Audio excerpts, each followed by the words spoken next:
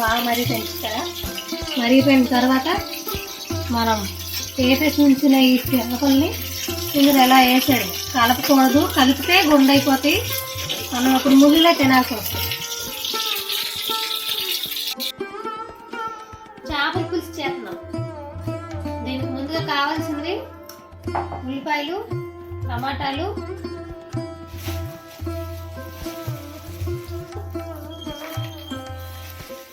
మనకు ఘాటుకు సరిపోయిన వేసుకోవాలి.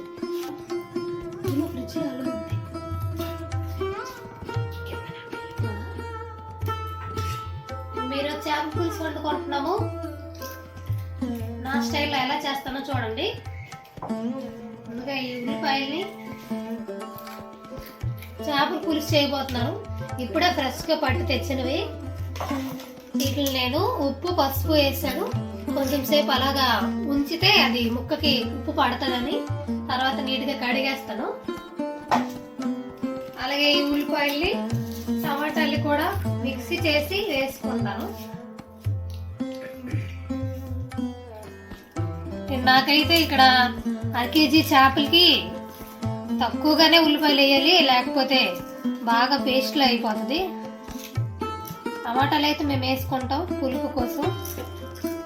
ఉల్లిపాయలు కూడా ఎక్కువ వేయకూడదు, ఎందుకంటే ఆ ఉల్లిపాయలు లేకపోయినా పచ్చి వాసన వస్తుంది. మళ్ళీ ఉల్లిపాయలు ఎక్కువ వేసినా కూడా అలాగా ఎక్కువ గ్రేవీ అయిపోతుంది. మనము పులుసు చేస్తున్నాం కాబట్టి పులుసుకు సరిపడట్టు ఉల్లిపాయలు వేసుకోవాలి. ముందుగానే చింతపండు నానబెట్టి ఉంచుకోవాలి, లేకపోతే అప్పటికప్పుడు మనము ఇది తెలుసా, చింతపండు కొంచెం సేపు నానబెట్టి ఉంచుకున్నాను.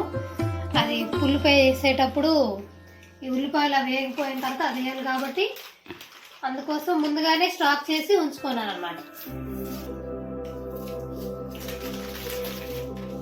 ఇంత ఫాస్ట్గా ఎందుకు వండుతున్నాం అనుకుంటున్నారా? చాలా ఫాస్ట్గా వండుతాం ఈరోజు, ఎందుకంటే మా ఆయనకి డ్యూటీకి వెళ్ళాలి. అలాగే మాకు మధ్యాహ్నం చేపల కూర ఉండాలి. ఆయన వెళ్ళక ముందే మేము వండేయాలి.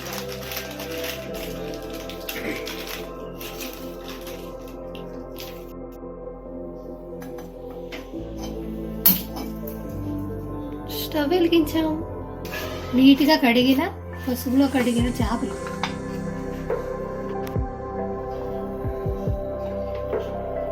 సరిపడంత ఆయిల్ వేసుకోవాలి.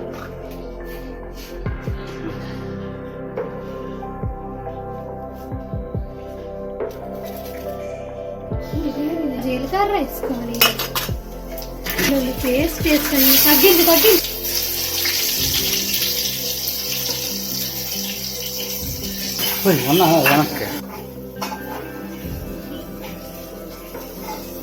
వాసన పోయేంత వరకు బాగా వేపుకొని ఆ తర్వాత కలర్ నీట్గా వచ్చాక పేస్ట్ కూడా వేసేసుకొని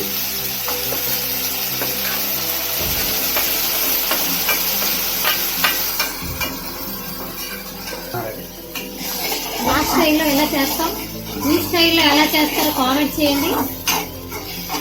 అలాగే ఏది ఉందో దాంతోనే మేము వండుతాం అన్నమాట. కొత్తగా కావాలంటే కొత్తిమీర అవన్నీ ఇక్కడ దొరకవు. సో అవన్నీ వేసి చేసే కంటే ఏది ఉందో దాంతో ఎంత టేస్ట్గా చేసుకోవాలన్నదే ముఖ్యం అన్నమాట. అలాగే మీరు మా కర్రీని ఒకసారి అలా చూస్తూనే ఉండండి.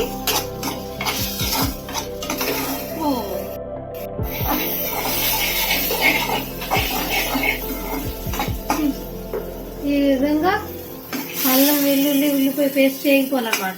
పచ్చి వాసన వచ్చిందా చేపల కూర పోతుంది.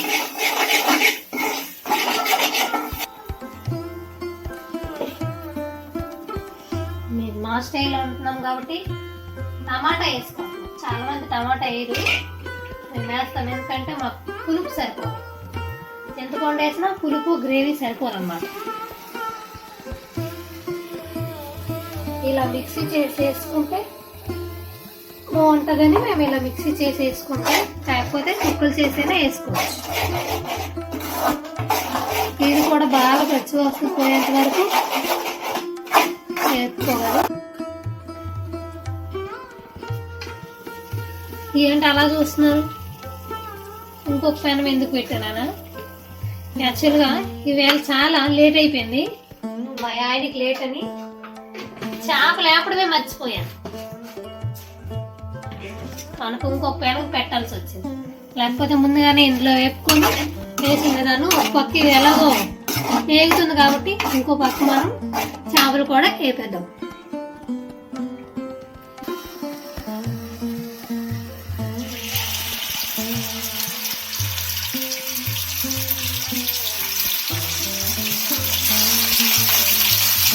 చేపలు వేపకపోతే నష్టమే అనుకుంటున్నారా?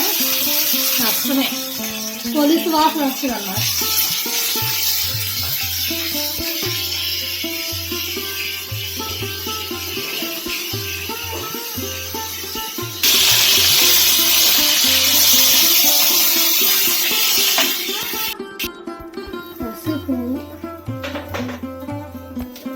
చూసారా టమాటా ఎలా వేగిపోయిందో, ఆయిల్ కూడా బయటకు కనబడుతుంది. ఆ విధంగా వేగిపోయేంత వరకు వేయించాలి.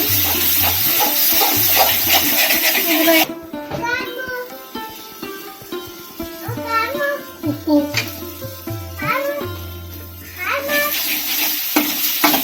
అది ఉప్పు కారం కొంచెం తక్కువ తింటాం, అందుకే తక్కువ వేసుకుంటున్నాను. కావాలంటే తర్వాత చూసుకొని వేసుకోవచ్చు. ఎక్కువైపోయిందంటే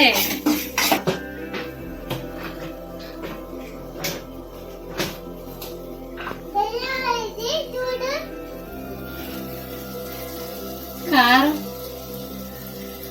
టమాటా వేసాం, ఉల్లిపాయలు వేసాం, అల్లం వెల్లుల్లి పేస్ట్ వేసాం కాబట్టి కారం కొంచెం ఎక్కువగా చూసుకొని వేసుకుంటే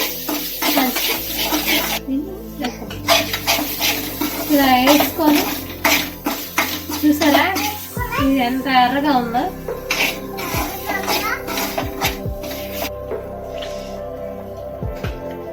నానబెట్టిన చింతపండు మెత్తగా పిసుక్కొని ఇదే వేసుకుంటాం.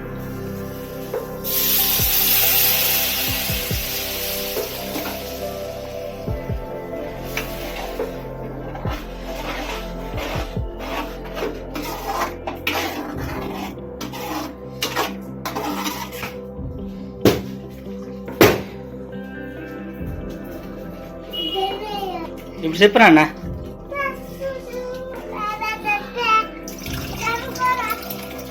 నువ్వు తింటావా?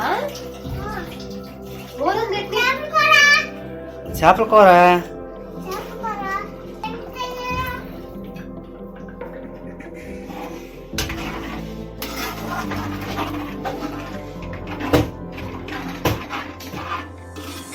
మనకి ఇంకా పులుసు కావాలంటే వేసుకోవచ్చు. ఇది ఇలా 2 నిమిషాలు మరగనిచ్చాక చూసారా చింతపండు తలకు మొక్క వేసాక మొత్తం ఆయిల్ మనకు కనబడుతుంది. పైన ఆయిల్ కనబడుతుంది అంటే ఉల్లిపాయలు డీప్ ఫ్రై అయిపోయి టమాటా కూడా డీప్ ఫ్రై అయిపోయింది అలా అన్నమాట. అలా మనం తెలుసుకోవాలి, లేకపోతే పచ్చి వాసన వస్తుంది. ముందే చెప్తున్నాను.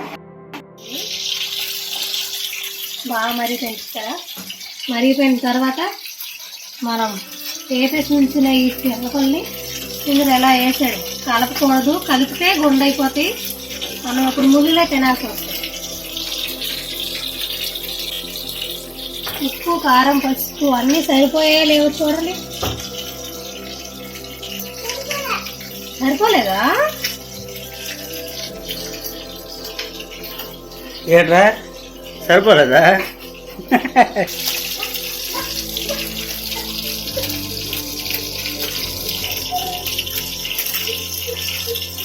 వీటిని మనం తినాల్సిన లేదు. అలాగే మూత పెట్టేసి ఇంక మనకి ఏమైనా కావాలంటే కొత్తిమీర, కరివేపాకు వేసుకొని దించడమే. మా ఛానల్ కూడా సబ్స్క్రైబ్ చేయండి, మర్చిపోవద్దు. అలాగే మీకు కూడా ఒక చేప మొక్క ఇస్తాను. బాయ్.